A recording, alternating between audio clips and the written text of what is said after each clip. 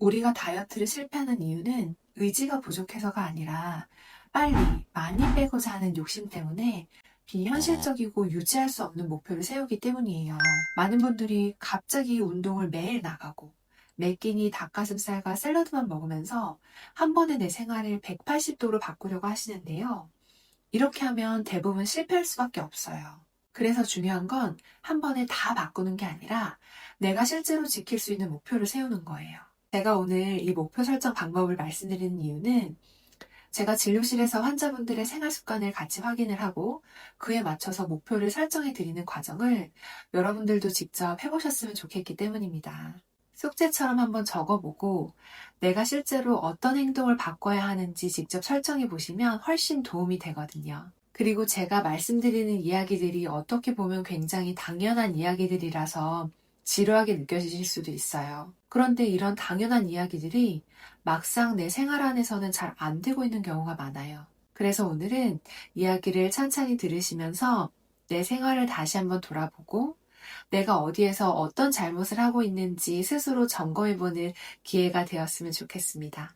그럼 이제 어떻게 목표를 세워야 성공적으로 체중 감량을 하고 그걸 잘 유지할 수 있을지 한번 같이 목표 설정을 해보도록 할게요.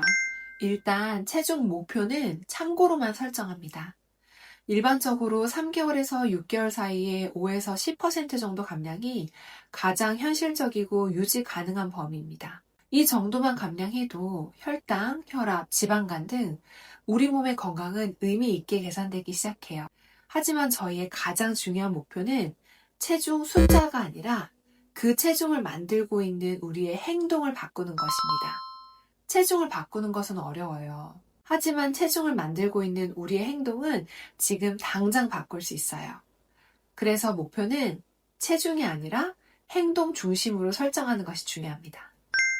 설문지를 통해 각자 체중 증가에 영향을 주는 패턴을 확인해 보셨죠? 보통은 한 가지가 아니라 여러 개가 동시에 문제인 경우가 많아요. 그런데 이 상태에서 난 운동도 하고 간식도 줄이고 야식도 줄이고 잠도 잘 자고 이렇게 한 번에 다 바꾸려고 하면 대부분 실패할 수밖에 없어요. 그래서 중요한 건 다 고치는 게 아니라 두 가지를 먼저 바꾸는 것입니다. 그럼 어떤 두 가지를 선택해야 하느냐가 고민이 되겠는데요. 그래서 선택할 때는 이렇게 생각하시면 됩니다. 첫 번째로는 영양이 가장 큰 걸 고르세요. 술과 야식, 간식, 활동 부족, 수면, 운동, 그리고 스트레스. 이 순서대로 체중에 미치는 영향이 크기 때문에 내가 잘못하고 있는 것들 중 영향이 더 큰 것을 첫 번째 목표로 삼아야 하고요. 그 다음에는 내가 가장 자주 하고 있는 행동을 하나 고르는 거예요.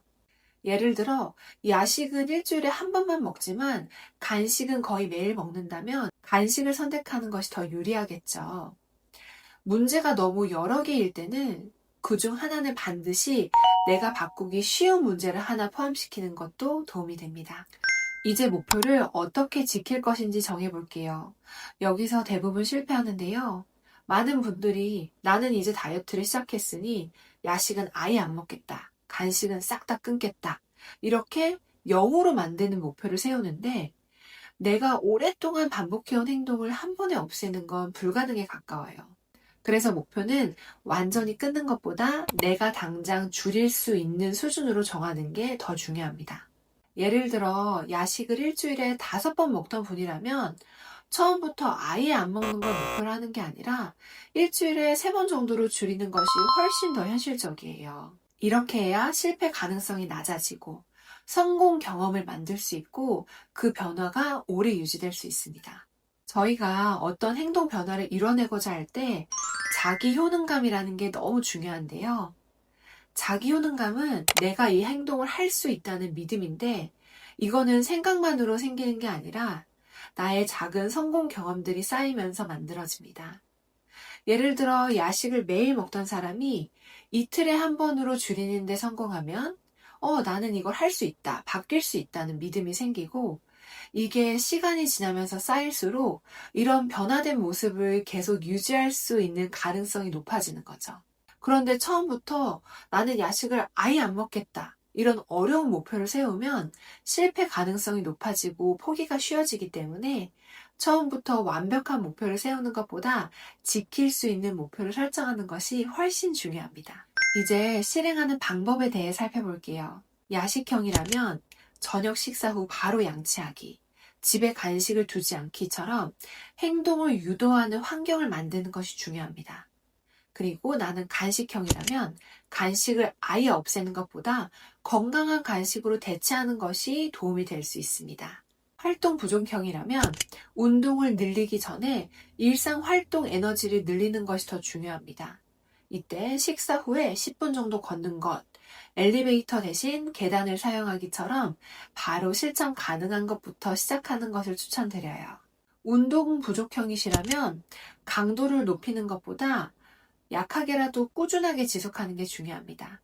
수면 문제는 식욕과 연관이 깊기 때문에 취침 시간을 일정하게 유지하는 게 핵심입니다. 그리고 스트레스형은 가장 많이 실패하는 유형인데 스트레스로 뭔가 먹고 싶을 때 무조건 참는 게 아니라 먼저 실행할 수 있는 대체 행동을 만들어야 돼요. 이럴 때 물 한 컵을 먼저 마셔보거나 아예 밖으로 나가서 산책을 하고 들어오거나 아니면 5분 정도 고민해보고 다시 결정하는 것만으로도 충동이 줄어듭니다. 이런 목표들을 지키면서 가장 중요한 게 실패 대응인데요.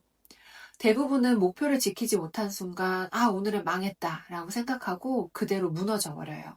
그래서 지키지 못했을 때 어떻게 대응할지 미리 정해두는 거예요.